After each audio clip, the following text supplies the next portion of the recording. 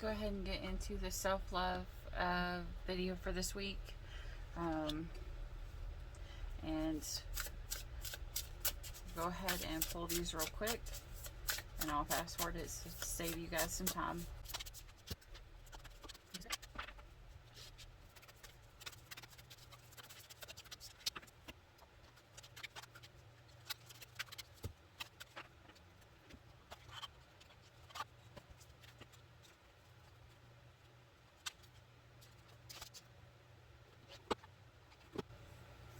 Okay.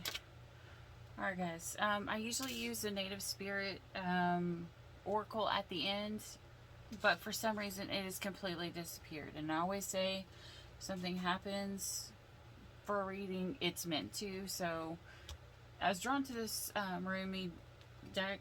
I love his poetry, so I figured just go ahead, and this one's by Alana Fairchild, and we'll get that. And then went ahead and pulled Spark Balance because it seems like everybody is a little bit out of balance this week.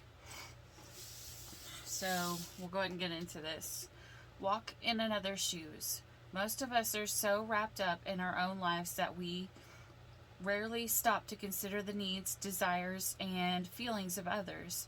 But it's important for us to realize that when we view life from our own limited perspective, we're only seeing half the picture.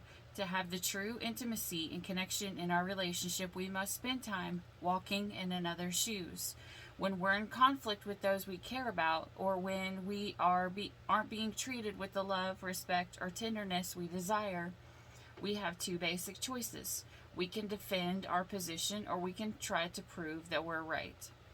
Or we can look at ourselves through their eyes. The first choice hardens our hearts. The second opens us to new levels of compassion, understanding, and intimacy. Think of someone in your life you don't feel as close as you'd like. This could be someone who you feel misunderstands you, judges you, or doesn't treat you the way you'd like to be treated. Imagine that you are this person and write from them to you. It's important to do this when you're in a relaxed, centered mood. I recommend that you go for a walk or spend a few minutes getting quiet before you begin. Then close your eyes and take a few deep breaths. Imagine that this person is sitting in front of you. Allow yourself to feel what life is like in their shoes. Just write from the other person's perspective about what it's like to be in a relationship with you. Notice in walking in another's shoes allow you to feel more compassion and connection with the other person. All right, and reflect on your truth. Okay. Divine abundance card you got is deepening. Once you're on earth, once you're on earth for enough lifetimes, your old soul will begin to long for non-grasping, detachment, and surrender. They bring the peace of God. And this is where actually a lot of divine feminines are currently at this week. They're trying to completely detach. The thoughts I think determine the relationship I attract. Not only does the power of your thoughts determine which people make their way into your life, but it determines how they behave once they get there. You are the thinking, vibrating attractor of your experience, and the thoughts you think determine everything about your life that you live. As you turn your attention towards the positive aspects of the personalities and behaviors of the other with whom you share your planet, you will train your point of attraction in the direction of only what you desire. Okay, and I heard this saying this week, and it said, it only takes a spark to create a wildfire. And so I figured that was divine telling me to do this spark balance.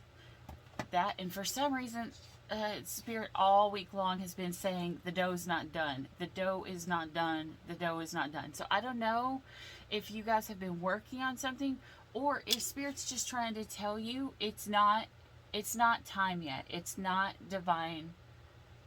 It's not divine timing. Because, and I've done so many readings, but this past week, but I don't remember which ones I've posted up. In one of the readings I did, I talked about how sometimes you meet the perfect person, but like you can call in your perfect person early, before the divine has actually changed them and transformed them into the person that is meant to be perfect for you. And you have to separate so that you can become whole and who you are meant to be on your own. Like, I was told a long time ago that I was going to meet my twin, we were going to separate, and that's probably the reason why I had the number 5 in my head for so long. It was always like 5, 5, 5, even though in the tarot cards 5s were always bad. Like, for some reason I was always drawn to 5, which was change, and I was told 5. So I don't know if my twin will finally forgive or finally go through awakening in 5 years or whatever, but it doesn't matter. Like, at this point I'm detaching, because I have learned that I can't always try to, as this says, make my twin see it from my point of view. I have to allow him to experience things and let him see it from his point of view, because he's not going to learn the way that I do. And the way that I was brought up is that when someone is doing something wrong, you instantly correct them, because if you don't correct them, then you are sending them, you are allowing them to go down a path that's going to hurt them. And so I've always been, because I also grew up watching my brother and my sister, so, and then working in a daycare when I was like 11, so I was always that person who had to protect and guide the littles. And that kind of transferred over into my relationships, I guess. I've always went into the protector mode, even though I always looked for, in my relationship, someone to make me feel like they could protect me. Mentally, in the mental part of it, I always went into the defensive mode to try to protect those I love. If I don't correct you, if I know that you're going to go and do something stupid and I don't try to warn you, that's your, with me, that was always the warning that I was over it and I didn't care no more. Or, at this point in my life, the past month, I have learned with my twin is gotta be the complete opposite. I can help guide other people and show other people, but my twin, he is gonna be just as stubborn as me and hard-headed. And it took my twin to come in and for divine to be like, to smack me on the wrist and be like, listen, I sent your twin in because you're not listening to me, which mirrors to my twin won't listen to me because I wasn't listening to Spirit. It goes in the triangle. I wasn't listening to Spirit, so Spirit sent me my divine counterpart. My divine counterpart would be the one person in this world that would force me to realize what I'm doing, and to make me change.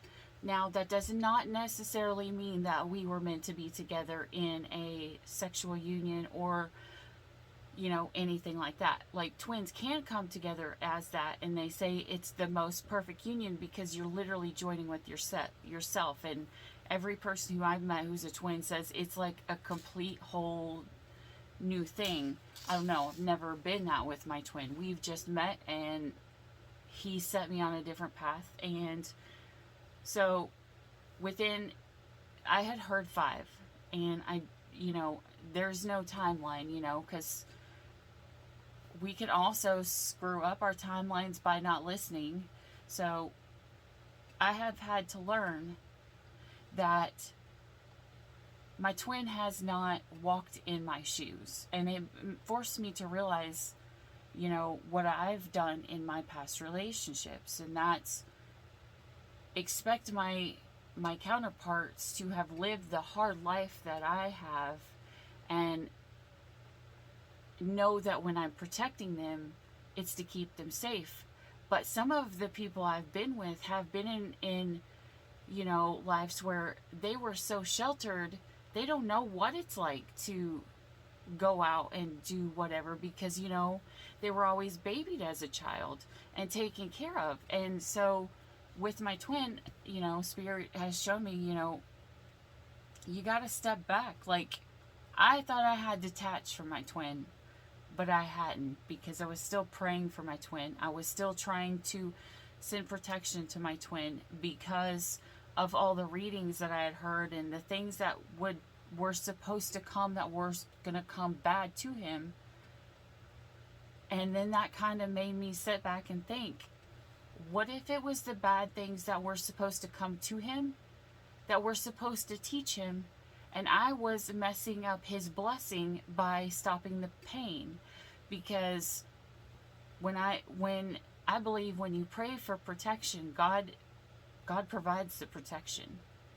When you believe 100% in your heart, He will give you what you're asking for. But sometimes some of the biggest blessings are God's unanswered prayers. And sometimes our pain is for our progress. It helps us move further along on our ascension and are helping us vibe higher.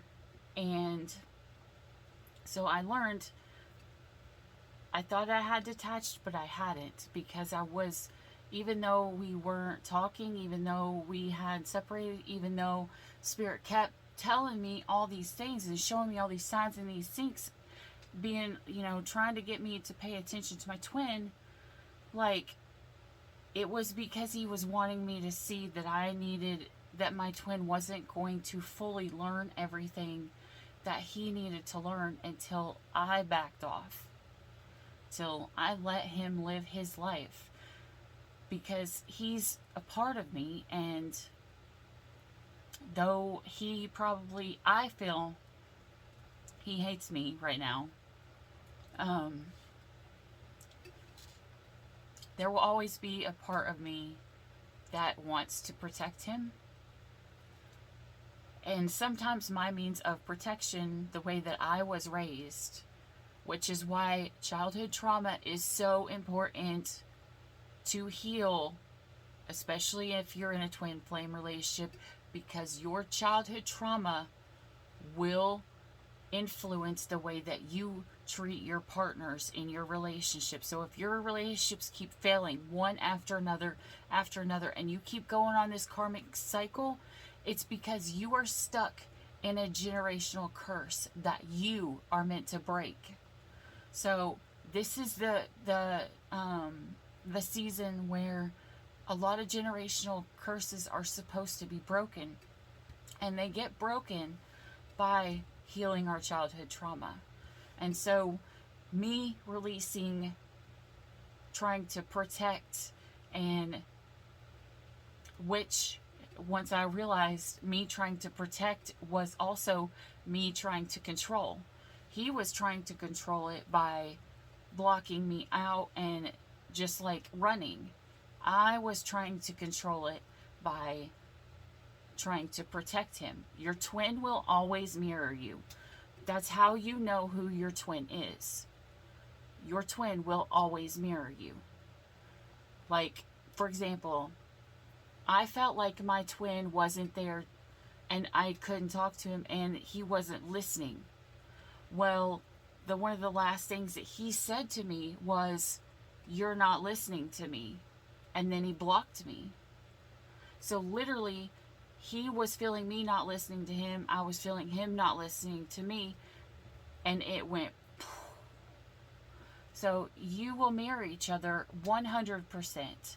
And it could be in completely different situations, but your twin, that is one of the big indicators you will know they are your twin. And here's the thing, when you go through and you heal this childhood trauma, when you take the time and you see, when you walk in another person's shoes, when you start to love yourself more, even if you hate your twin, when you feel like you hate your twin, or you're mad at them, you can't really technically hate them, I guess, but you feel like you're mad at them, once you find self-love, you remember this feeling that you've always had of this unconditional love that you will always have for your twin, whether they talk to you again for the rest of your life or not. And for a feminine, it's probably one of the hardest situations. I mean, I've went through some shit in my life, like some really hard stuff, especially when I was a child. And I will tell you, mentally, since I have met my twin and he started running, it's been awful. Like, I always thought healing was going to be great and awesome and sweet, and I feel exhausted. For the past year, I have been just completely exhausted. More so than I have ever felt in my entire life. But when you walk in another's shoes, you see everything. And when you see it from their point of view, it forces you to see it from how you're reacting to their actions. And see, that was another toxic trait I had. And it was, I always believed that if someone treated you like shit, you are 100% in the right to react. Because if someone treats you like shit and that's their action, your reaction is more so on them. And I am realizing that's not the case anymore. Because when you step into your power, when you're trying to step in the vibe of love, you take a pause and you try to imagine it all the way around and see how, not that you react, but how you can respond with love and change the whole dynamic of your situation. Anyways, okay, I've babbled enough there. Let's get on to this. I shuffled it and a whole bunch came out. So I put it back, and I actually like this one a whole lot more. Anyways, this is probably one of my favorite ones. I've not actually used this deck, so I don't know what any of these cards mean, so I'm just going to read it. Okay, so this is the Sacred Phoenix Heart. Under the cover of blood, love veils many rose gardens. In total faith, love tenderly guides every lover to the garden of the heart. Reasons say the world is limited in 6 directions. There is no way out. Love says there is a way, and I have traveled it many times. How I adore your defiant, rebellious heart. It knows that what for the mind is an end is for the heart. Simply another match to ignite the sacred flames. That's funny that, they had me pull the match too. It eats of love until it's filled, and then becomes hungry again and eats some more, and again and again. It eats of love until it is so full it must simply explode into a sacred fire of passion. It bursts, incapable of sustaining old consciousness in the expansive of blessings unlimited, lavished upon it through the great beloved's affection. It would be like attempting to fit an ocean into a teacup. So it does not. It bursts forth like a dying star into spectacular radiance, only to be reborn again, new and hungry for the feeding frenzy in new love's great banquet. How I adore your defiant, spectacular heart. And I'm going to read this part right here. I don't know why. I'm being really drawn to it. It says, place your hand on your heart and say, the sacred phoenix heart is blessed. Though every loss, every grief and sadness, every morning, this heart grows strong, ready to ignite into new life. Into the dance is not the funeral procession, but the rite of spring.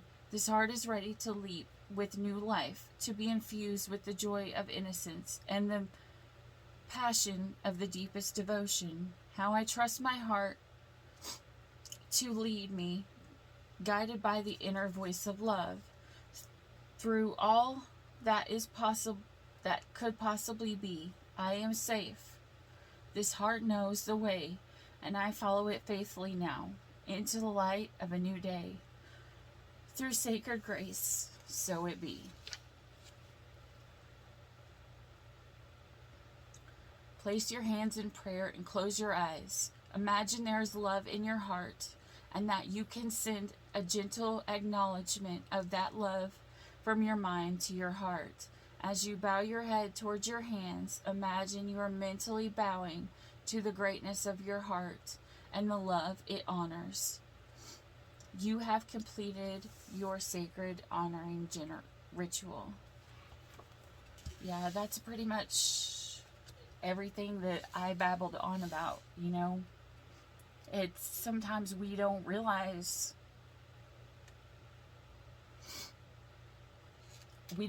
like, in your past relationships, if you have a twin, like, not everyone has a twin, but when you have karmics that come and they come and they come and they go, they come and they go, even if you remain friends afterwards because you have the ability to step back into love, it's only your twin that once you do the healing and you start to love yourself again,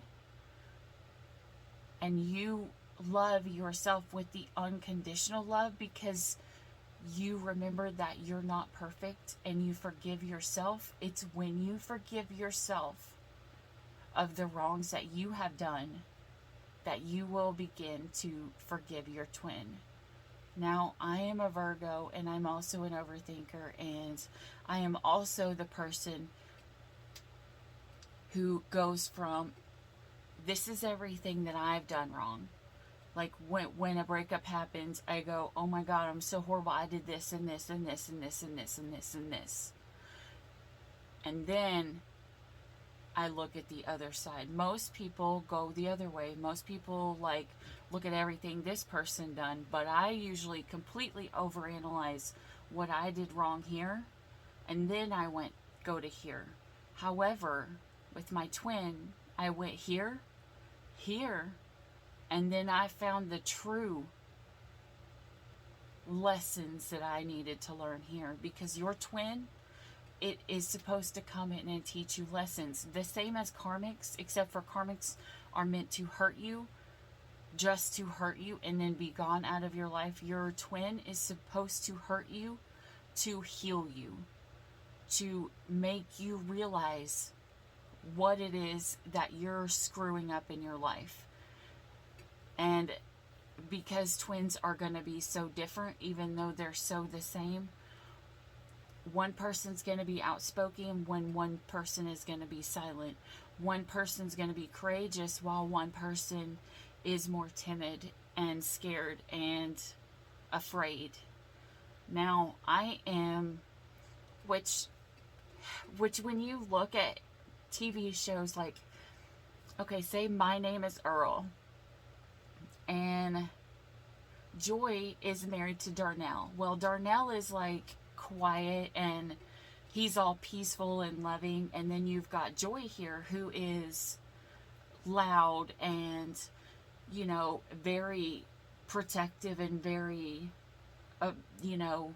will kick your ass if you fuck with anybody in her family. In my head, that's how I imagine a divine feminine and a divine masculine. The divine feminine usually has went through shit, and she's willing to stand up and run her mouth and do what it is to protect her family. And the masculine is usually the one who has lived the life the complete opposite way, and is usually, a lot of times, very self-conscious. Which, don't get me wrong, the divine feminine was probably always self-conscious, and they had to learn at a young age, get over that shit and stand in your masculine. And so when the feminine stands in the masculine, it's because the masculine allows her to have the masculine side of it. You know, it's an equal give and take. And that's the one thing that a lot of twins don't see, is that it takes your twin, like, willing to give that part of themselves up so that you can feel protected. Because when stuff happens to divine feminines when they're young and they don't know how to handle it, they feel more protected when they can step into the masculine energy. And that allows the masculine to be more vulnerable at a younger age and more susceptible to, say, getting their feelings hurt when they were younger, and creating insecurity. So when the twins come together, because they've allowed the imbalance to take place, they've got to come back together and find actual balance in the way that it's supposed to be. The masculine needs to find the masculine. The feminine needs to find the feminine. Which means the feminine needs to stop trying to control shit. And if the masculine is trying to control shit, he needs to too. Because they'll both do it the same. But the feminine will probably do it a little bit more dominantly, I guess. And the masculine will do it more on a quiet level. And so the feminine has to detach from the masculine a lot of times, so that she doesn't try to control and protect the masculine, so that he never gets hurt again, because he had taken on that feminine role, so that the masculine can grow into this phoenix. Okay? And when that happens, when the masculine stands in his full power and his strength, when he fully awakens, there will be a burst of love that comes out. He will feel the love that the feminine has felt the whole time. That was kind of the purpose and the design of the masculine and the feminine. The feminine has always been in the 5D, and the masculine has been in the 3D. The masculine will not feel the complete power of this connection until they consummate the relationship, or until they come together in the 3D, or he fully awakens. Because a lot of masculines, once they find out about the journey, a lot of them will think, oh, this is awesome, and then they will run from it and they will deny it. And when they deny it, it's really hard for the feminine, because for a really long time, when they're denying it, they will literally feel completely worthless. They will feel like they are unworthy and unloved and uncared for. And if their masculine couldn't care for them, the one person that was supposed to be for them, then they feel like, well, I'm never going to love again, so what is the point? But I'm realizing in the past little while, if the masculine is denying the connection, he doesn't have to want to be in the connection. But if he's denying the connection even exists, it's because he is denying a part of himself that he is not willing to look at. And us as feminines will do the same thing. And that's why if he is denying the connection, the feminine has to mirror that energy to him and deny the connection as well, so that he has the power to see what she saw when he was denying it, because he won't feel the full power it until she stops taking all the brunt of the energy and the love and everything that's coming in, and she allows him to feel the love through the pain. I don't know if that makes any sense. Hopefully it does, because, and I'm not saying pain is love, but sometimes it takes the pain for us to realize what the love truly was. Just like it takes the darkness to realize what the light is. It takes, the sun to show what the moon is. So this week, just try to find your balance. If you need to detach.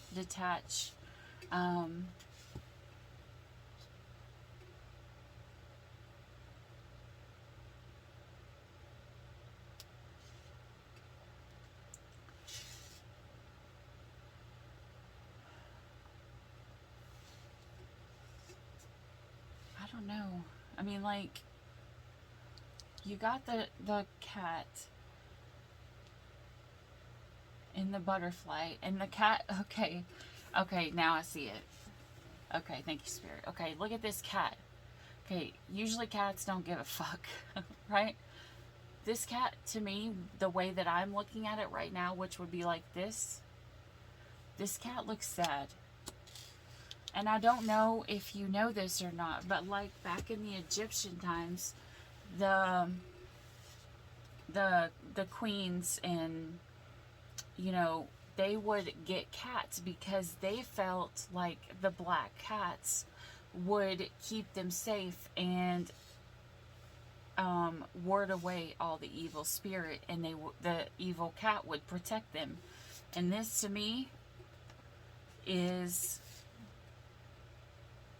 gotta be the divine feminine looking sad because they feel like they have to let go and let the masculine, the butterfly, transform. And it's not saying that they don't love them, it's saying that they do. That they will love them enough to let them go and make their own mistakes, just like a child.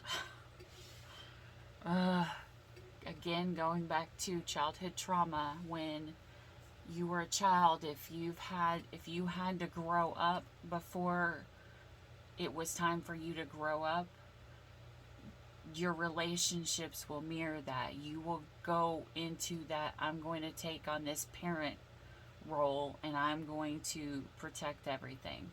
So again, childhood trauma is such a huge thing in our lives that we are supposed to be working through right now, because our past experiences as a child will literally influence every relationship that we have, from friends to children to our partners. It literally will define who we are as a person. And when we heal that, we will break generational curses. And when we do that, we become like the phoenix and we rise from the ashes. So this week, do your healing.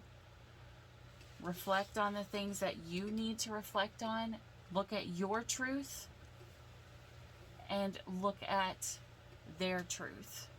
See both sides for what they're really supposed to be.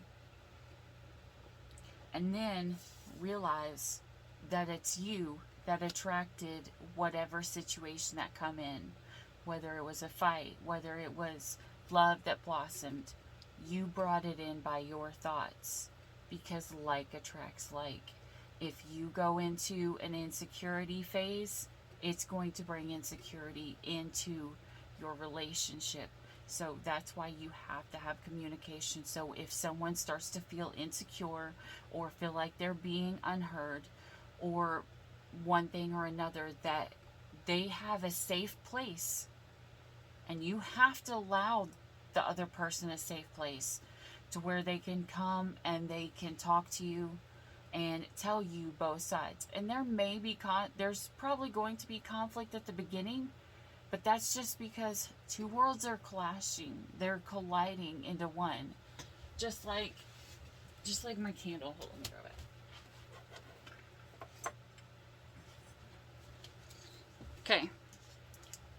I don't know why, but I see these little parts of these yin yangs like little baby sperms, okay? Sorry for the graphics, guys. Okay, so they're swimming and they're in their own part of the world, but when they come together, they're going to clash. And technically, this should be black. Let's just pretend that it is. Okay, so they're going to clash when they come together, and that's how the little bit of the light gets into the dark and a little bit of the dark gets into the light. The light needs the dark sometimes to protect it, and the dark needs the light to guide it. So you both have something that is equally as important to the other, and you need to find that and embrace that and feel that and realize and remember that your twin is still you. Your twin will always love you, no matter whether you're together or you never speak again in this 3D. They will always be hoping the best for you. They will always love you. And separation is just a myth until you collide back together at the end. So just remember, all relationships have fights, but you have to be willing to save a space to where if insecurities come about, or there's a situation that needs to come, that it gets talked through, and then compromises are made, and not just apologies are made, but actual change takes place following. Because as I've said in the past, an apology without change is just manipulation, so you can have more time to act the same way that you were acting, even if it hurts your partner. If your partner comes to you and tells you that something is hurting them and you blow them off, you really need to take a look at yourself. Like, if you know that you are hurting someone and you continue to do that, that is not standing in love. That is standing in,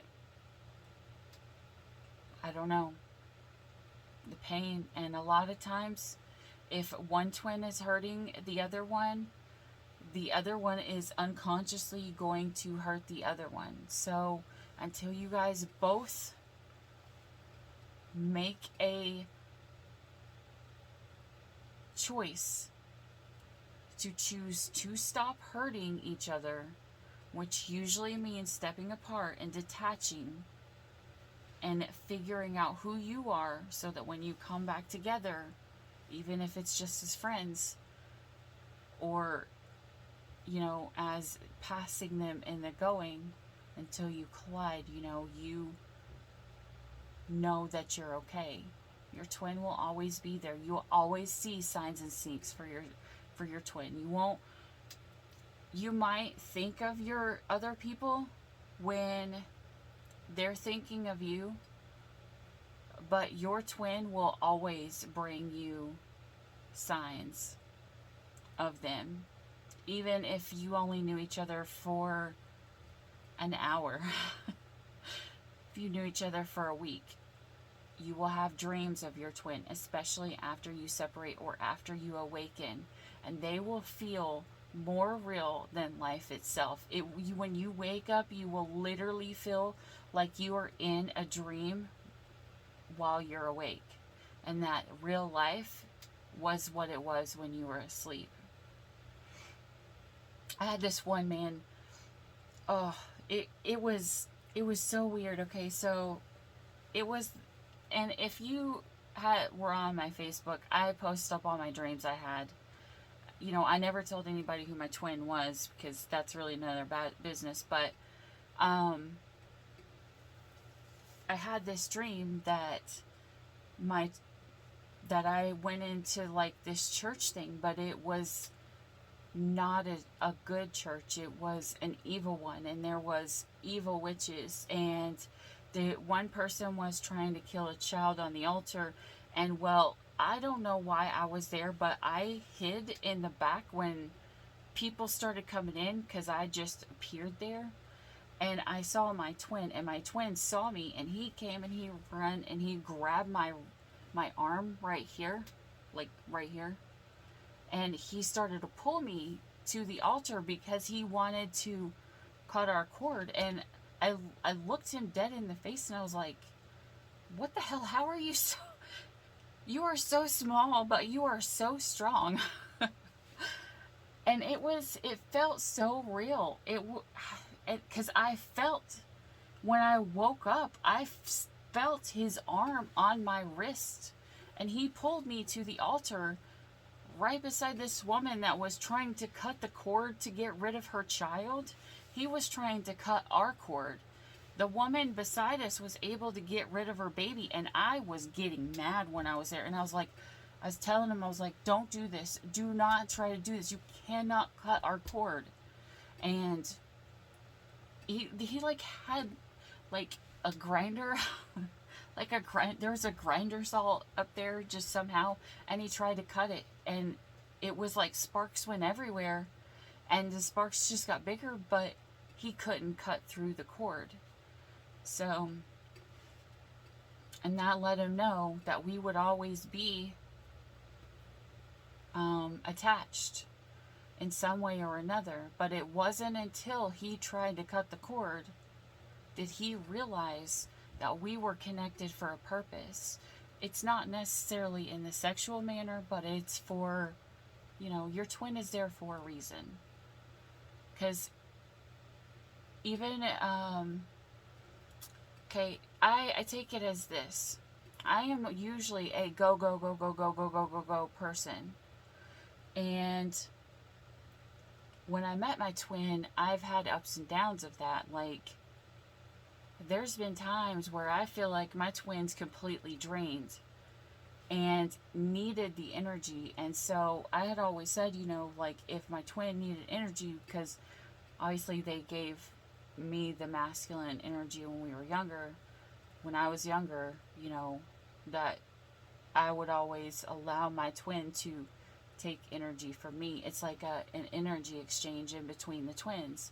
And so there are some days like I don't sleep at all, and then there are some days where I will want to sleep like 18 hours if I could. And I'm usually not the sleeper, so it's a little off for me, but yeah. So, but you've got to find the balance.